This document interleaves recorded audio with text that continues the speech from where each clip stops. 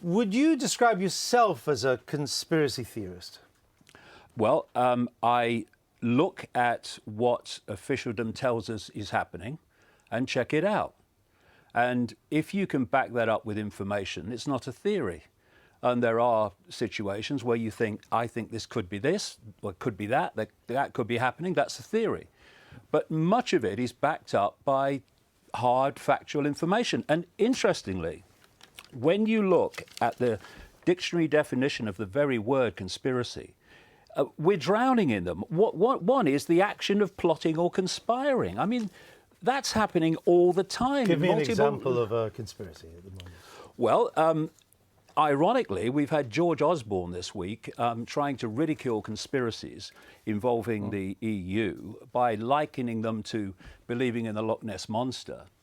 And in the same week, we've had the Daily Mail exposing the Prime Minister for conspiring, in effect, with big business to frighten the public into staying in the EU, while publicly to Parliament as well, saying that he would come out if the renegotiations didn't work. That's a conspiracy. Is that a conspiracy, or is it just politicians doing the time-honoured thing of being less than honest with us?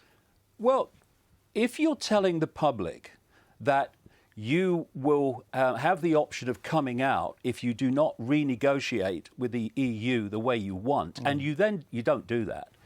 And at the same time you're telling the public and Parliament that, you are working with big business behind the scenes already to frighten the public into staying in, even though your renegotiation's not finished. That is a conspiracy to mislead the public.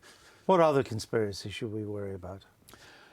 Well, what we're looking at all the time are conspiracy after conspiracy coming to light, while the idea of conspiracy and the very word conspiracy is demonized. For instance, we have a situation with this Chilcot inquiry where we're going to see, indeed the information has already come out, that the Prime Minister of the time, Tony Blair and George Bush and the administrations, lied to us to justify an invasion of Iraq. And that is a conspiracy that has cost the lives of staggering numbers of people and created an ongoing catastrophe that's still going on. And let's not forget this. The very same people, not just the same agencies, the same people that told us there were weapons of mass destruction in Iraq when they knew they weren't, those very same people gave us the official story of 9/11. And what the mainstream media is doing... Was 9/11 a conspiracy? Of course it was. Who was behind it? Well, what was behind it was... No, who was behind it?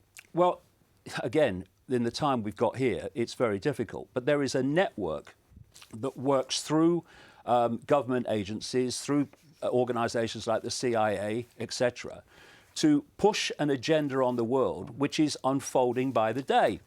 My books in the 1990s laid out what this agenda was, and those books are now being read on the television news in changes in society and laws coming in.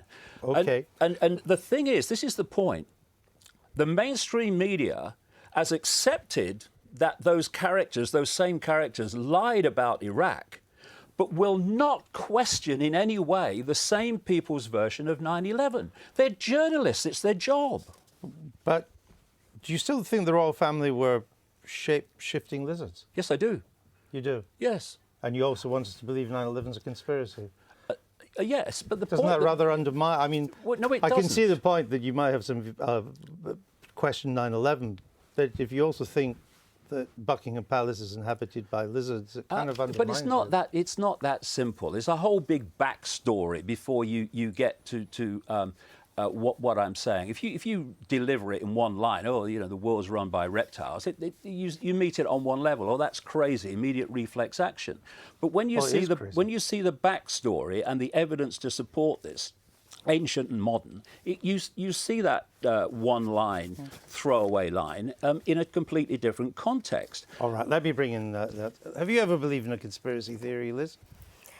No, I haven't, but I think David Aronovich is really interesting on this because he says that sort of paradoxically we keep obsessing about conspiracies because somehow it's actually reassuring to think that there's some great network or some purpose when in fact the world is chaotic and random and terrible things happen. And Iraq was just a horrible foreign policy mistake. And we can't get our heads around it. You see, as a journalist, I would love to believe in conspiracy theorists because they're much better stories.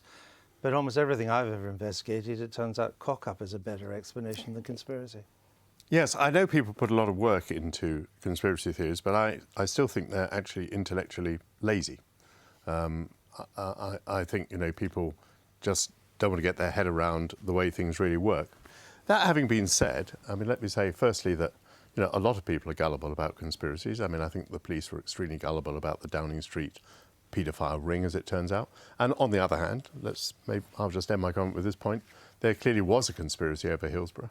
And over 28 years or whatever it was, people denied there was a conspiracy, but there was. My last book, before the present one, is 1,000 pages. Have you read any of my books? No, I haven't. How do you know that it's intellectually lazy? I wasn't talking about you, actually, David. No. You were talking about me, because that's what I do. How do you know... No, I meant members of the public who immediately latch on to a conspiracy as being the most reasonable explanation of a perfectly simple situation, I think are intellectually lazy. How do we know you're not a conspiracy to make us all believe in conspiracies? People must believe what they like. See, this is the simple thing. It's ever so simple. You look at information and you make a decision on what you think of it. But if no one is investigating what governments and authorities are saying with a view to whether it's true or not, then what chance have people got to see information that they can then make a decision on? All they're getting is the mainstream repeat version of everything. Well, in my career, everything I know has been investigated, and we go by the facts. Just very briefly, what are you up to these days? Just got a new book out called Phantom Self, and I'm going on a world tour. All over the world, and that shows how many people are looking at this. As in, before you go on that world tour.